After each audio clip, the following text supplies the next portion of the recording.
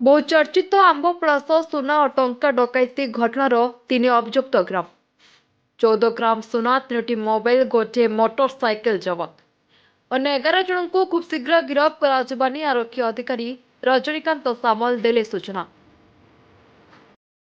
ढेंकानाल जिला प्रचंग थाना आंबप्रास गाँ अभिमन्युपुर साहिर होइतिबा बड़ धरणर डकैतीर 3 जन डकैत धरी परचंग पुलिस से गोटे मोटरसाइकेल 14 ग्राम सुना और 3टी मोबाइल फोन जबत कर गिरफ अभियुक्त माने हेले आंबप्रास गाँव मंटू साहू सिंहड़ा गाँव विष्णु साहू और तालचूर कलोनी साहिर रतिकांत नायक।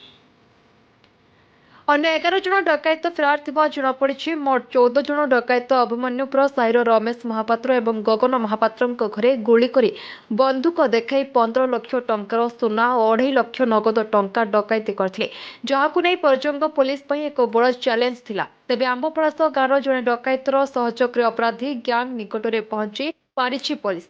अन्य फेरार सहयोगी खूब शीघ्र गिरफ हेबो बोली पुलिस पक्षरु सूचना मिली। अपराधी माने अपराध करबा परे एक विशाल खंडरे केक काटी सेलिब्रेशन करथिले, जहाकु नै एसडीपीओ रजनीकांत सामल निर्देश क्रमे थाना अधिकारी धीरेन कुमार बेहरा तनाखना चालू रखिछन्ते।